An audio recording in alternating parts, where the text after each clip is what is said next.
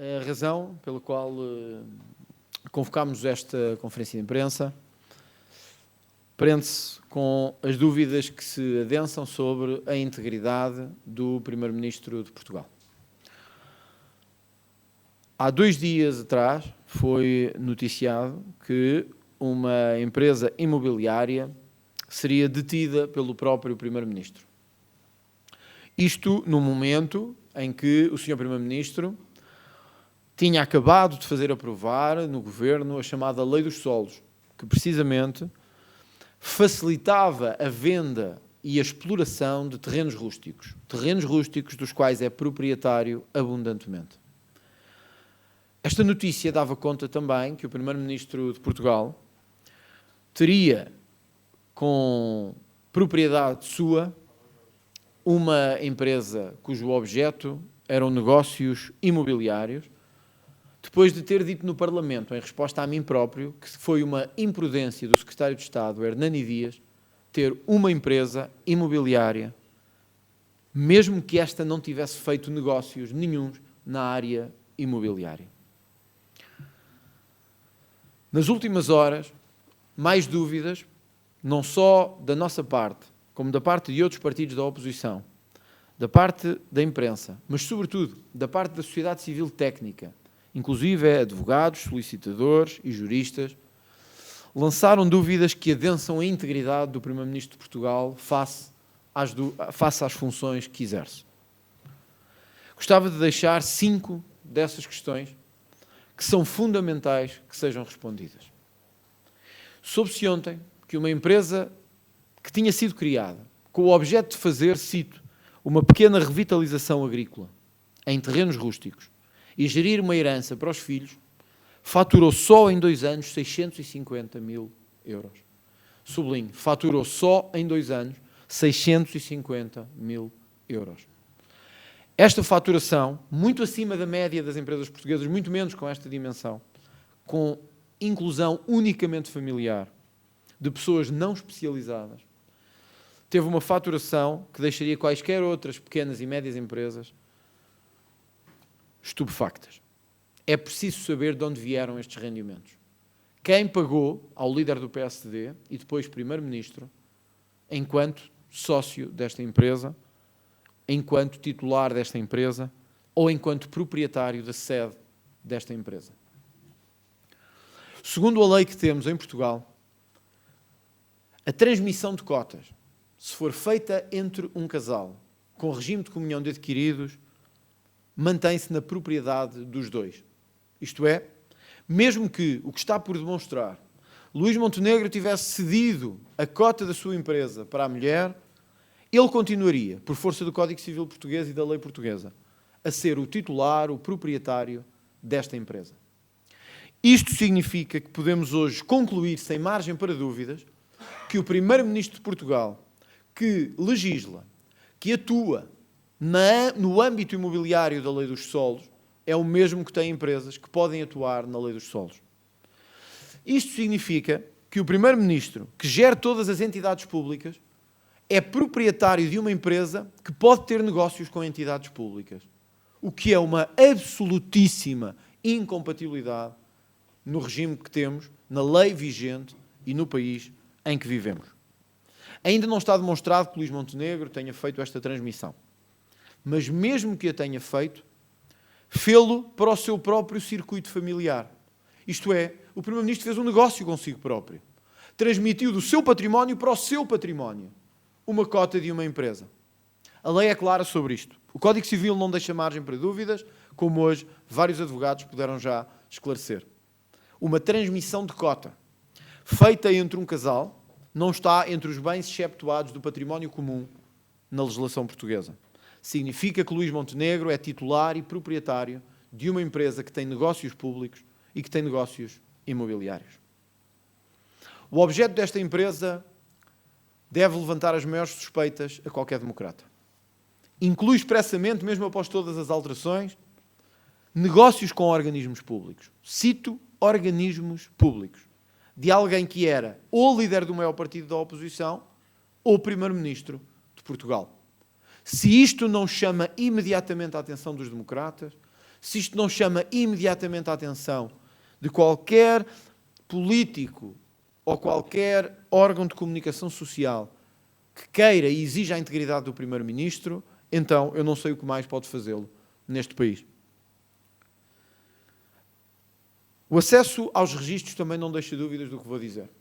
A sede desta empresa é a casa do Primeiro-Ministro de Portugal. Repito, a sede de uma empresa que tem negócios imobiliários e com organismos públicos é a casa do próprio Primeiro-Ministro. Mesmo que não fosse titular, que é por via da cota de casamento, seria sempre titular por ser proprietário da casa onde uma empresa faz negócios com o Estado, ou pode fazer, sendo ele o chefe desse mesmo Estado e o líder desse mesmo Estado. Isto é aviltante, que um Primeiro-Ministro possa ter em sua casa a sede de uma empresa que faça negócios com o próprio Estado. Isto continua a esta hora por desmentir. Finalmente, os clientes desta empresa. 650 mil euros em 2 anos, com as contas de 2024 ainda por apresentar. Não sabemos quem são os clientes desta empresa de Luís Montenegro. Mas podemos suspeitar, a esta hora, que ou são algumas entidades públicas ou entidades que receberam dinheiro público. E isso, só por isso, merece que a Justiça, os mídia e o Parlamento não deixem este assunto cair sem o devido esclarecimento. Quem podem ser os clientes de uma empresa criada para fazer uma pequena gestão agrícola e rural? Quem podem ser os clientes de uma empresa que nasceu com este objeto para integrar uma herança da família de Luís Montenegro, mas que lhe permitiu uma faturação de quase 700 mil euros em apenas 2 anos? São certamente, ou quase certamente, entidades públicas, porque o próprio objeto assim o diz, incluindo organismos públicos.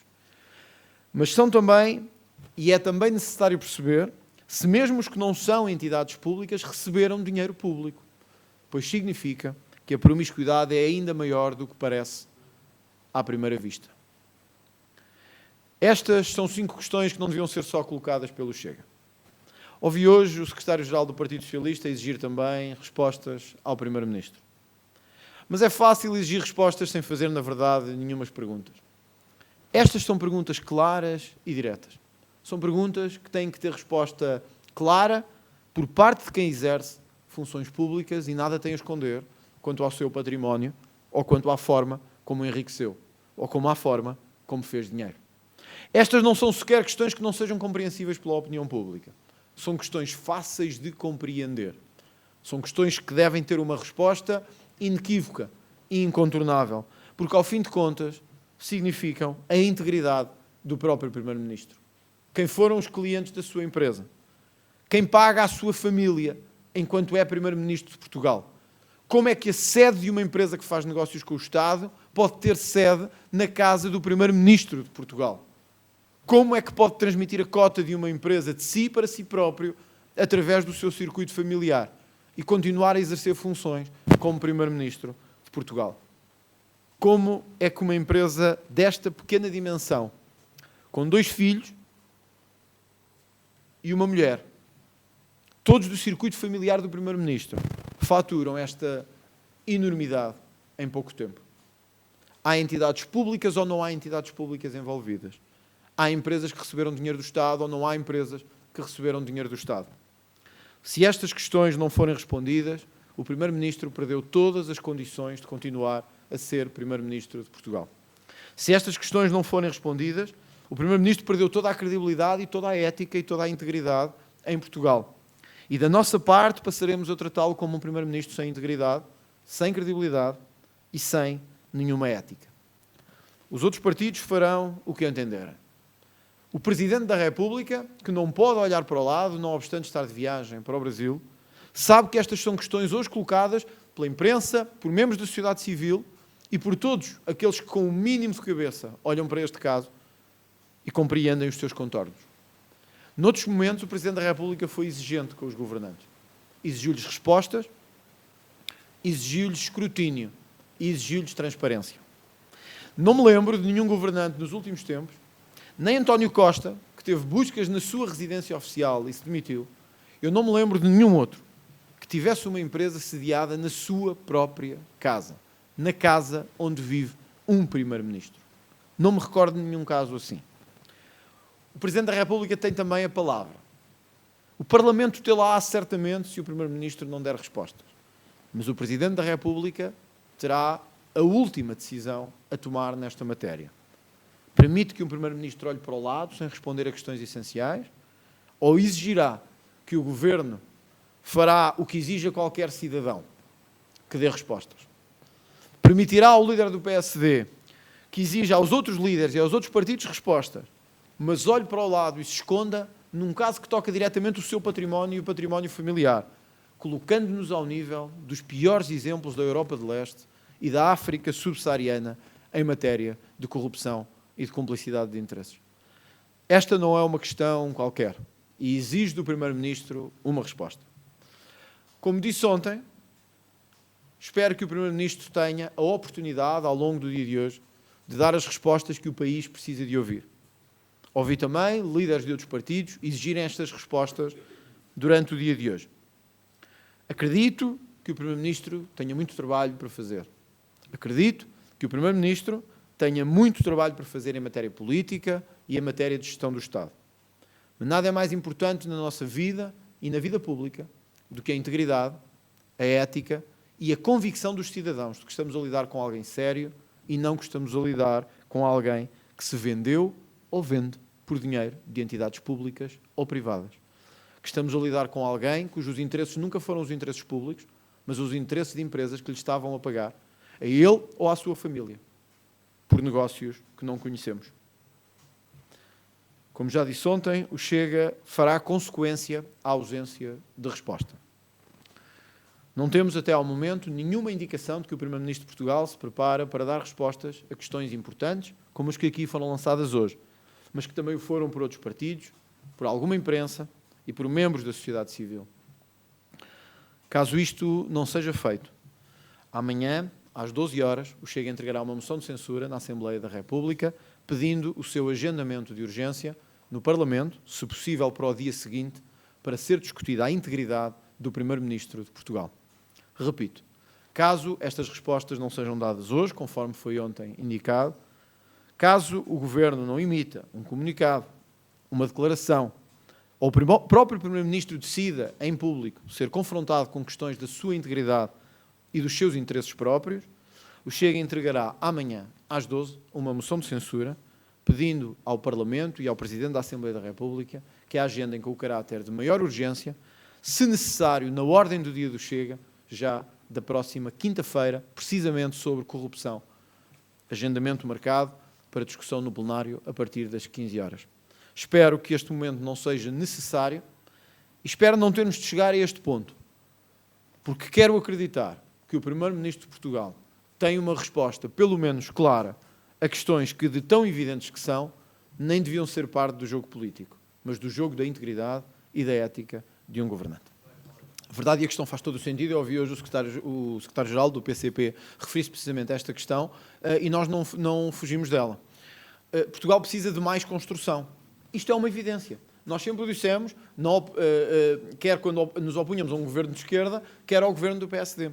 Portugal precisa que a construção se desenvolva e que haja mais oferta para responder aos níveis absolutamente absurdos que temos hoje em Portugal do custo da habitação.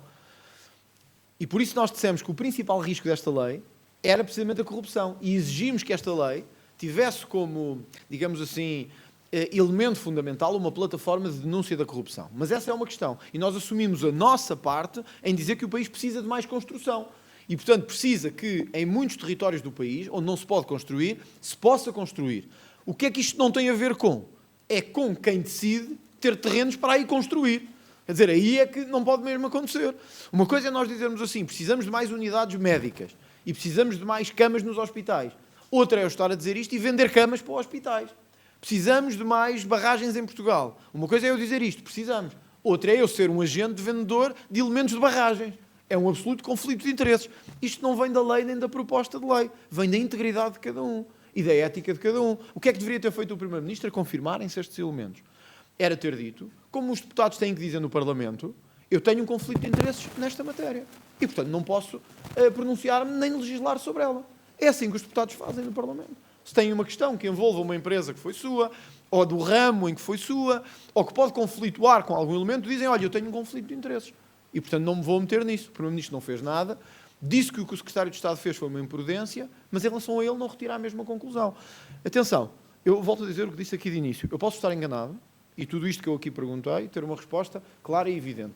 E aí o Secretário-Geral do Partido Socialista também o disse, que pode haver uma resposta clara e evidente para isto.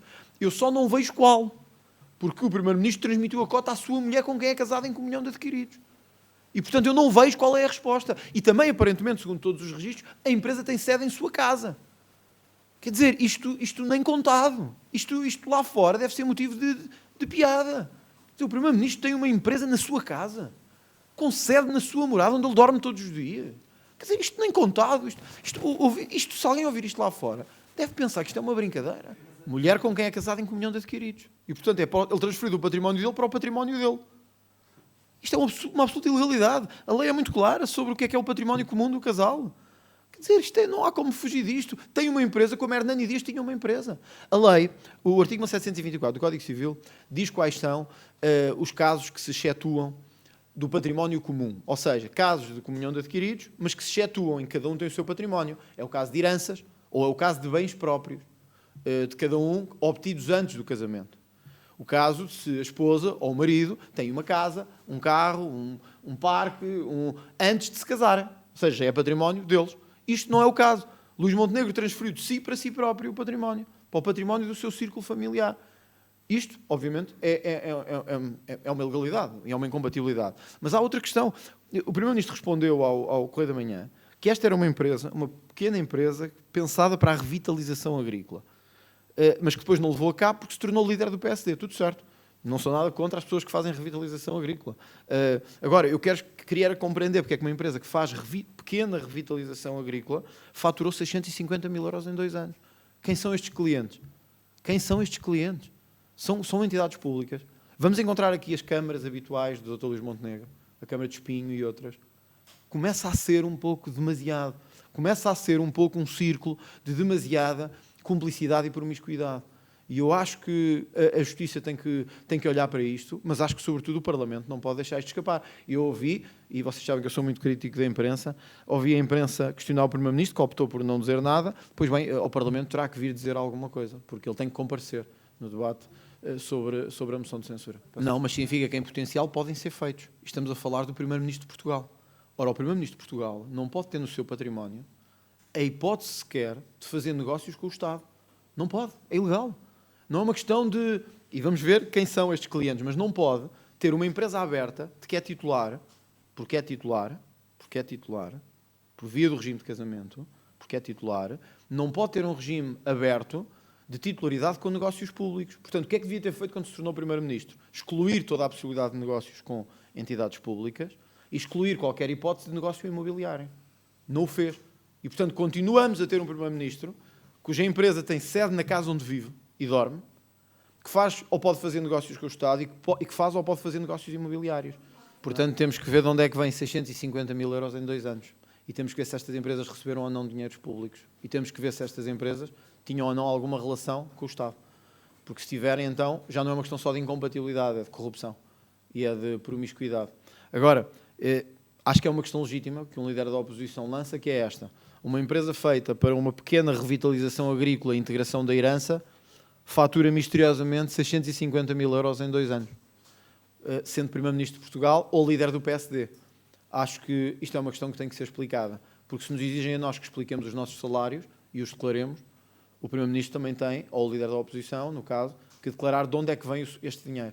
Nunca foi isso que nos preocupou. Nós apresentámos moções de censura quando tínhamos uma maioria absoluta no Parlamento. A moção de censura prende-se com isto, e daí o meu alerta ao Presidente da República. Nós não podemos, em matérias como esta, transigir. Não podemos mesmo. Esta não é uma matéria que se possa sequer deixar algum equívoco ou alguma pequena cedência.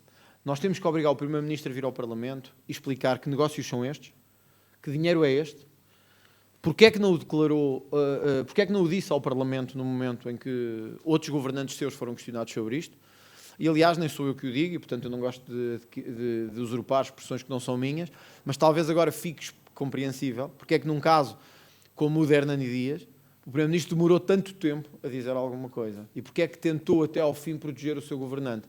Por isso esta moção de censura visa responsabilizar o Primeiro-Ministro e exigir respostas do Primeiro-Ministro, num caso que põe em causa a sua integridade direta e a sua credibilidade enquanto governante. Os outros partidos tomarão a decisão que quiserem e que entenderem. Eu ouvi o líder do Partido Socialista dizer que não vai dar para esse peditório, mas que existem explicações. Então, e se as explicações não forem dadas? Vai ficar no mesmo limbo de fraqueza que o PS teve sempre, que é exigir um orçamento, mas depois viabiliza o orçamento. Com vários anos de credibilidade. É que fiz moções de censura sempre que os governos estavam em causa na sua integridade. Não foi o Chega que criou a sede de uma empresa imobiliária em casa do Primeiro-Ministro. Não foi o Chega que denunciou 650 mil euros de faturação a uma empresa familiar e agrícola. Não foi o Chega que denunciou a transmissão de uma empresa, de uma cota de uma empresa, entre o Primeiro-Ministro e alguém com quem é casado em comunhão de adquiridos. Portanto, isto não tem nada a ver com nenhuma estratégia. Isto tem que ver com um objetivo simples, que é quem quer mesmo transparência e não suporta corrupção não pode permitir que isto vá avante. Tem que exigir respostas. E se elas existirem, eu ficarei satisfeito. Se elas existirem, se eu conseguir perceber porque é que há uma empresa em casa do Primeiro-Ministro com este objeto, eu ficarei satisfeito. Se não, eu acho honestamente que as entidades públicas portuguesas e internacionais têm que olhar para isto. Porque um Primeiro-Ministro que tem uma sede de uma empresa destas em sua casa, é o que eu dizia há pouco, isto nem inventado. Isto nem inventado. É uma boa pergunta, é uma questão que cabe agora ao Primeiro-Ministro, não sei se o Gabinete do Primeiro-Ministro vai fazer algum esclarecimento ou não. Se o Primeiro-Ministro esclarecer estas questões, não está a ser pedido só pelo Chega, está a ser pedido por vários partidos da oposição ao Governo, e forem esclarecimentos credíveis, não há por que avançar com uma moção de censura. Se houver uma explicação para isto, olha, a empresa está aqui em casa por esta razão, por esta e por esta. Faturámos X, mas os clientes são todos estes, nada tem a ver com o Estado, nem com dinheiros públicos. Eu não sou titular desta cota, o meu regime de casamento é outro. Eu nunca transmiti isto para a mulher com quem vive em regime de casamento de comunhão de adquiridos. Bom, então não há razão para apresentar uma moção de censura, éramos nós que estávamos enganados. Não sei porque suspeito que isso não vai acontecer e que vamos ficar surpreendidos com isto. Por isso, não nos resta muita outra alternativa, se não houver respostas a isto, mesmo com avançar amanhã com uma moção de censura. Quer dizer, não me surpreende. Nós temos feito a denúncia clara e consistente do que é a falta de transparência em Portugal nesta matéria. O que o PSD quer é continuar a proteger os políticos e o seu património. O que, honestamente, olhando agora para este cardápio do Primeiro-Ministro, eu consigo compreender talvez um pouco melhor. Atenção, eu não tenho nenhum problema que o Primeiro-Ministro tenha o património A, B, C ou D. Se o Primeiro-Ministro é rico e trabalhou para isso, bom, então nós só temos é que ficar a pensar que também podíamos ter trabalhado mais e ter mais património.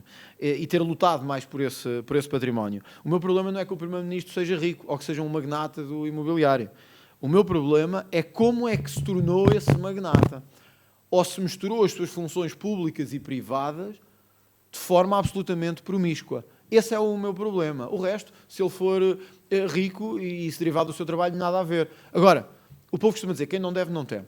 Eu não percebo porque é que os políticos não devem, não têm que ser transparentes em relação ao seu património. Nós todos temos que fazer na entidade de transparência uma declaração sobre o que temos, o que tínhamos antes de entrar para a política e o que temos quando saímos da política. Inclusivamente, o valor da nossa conta bancária. Que é um determinado valor, mas se numa outra legislatura for outro, temos que lá colocar o valor. Pelo menos eu tenho feito sempre. E acho que é importante. E acho que é importante que os jornalistas possam aceder a isso. Porque tal como os políticos da oposição deviam aceder, que era para poder questionar. Olha, como é que você de repente comprou um avião? Ou como é que de repente se tornou proprietário no Restelo? Quer dizer, e vivia ali na buraca, sem ofensa. Mas como é que vivia, como é que fazia isso? Quer dizer, é uma questão que... Ou em Martins, que é de onde eu sou. Portanto, como é que isso acontece?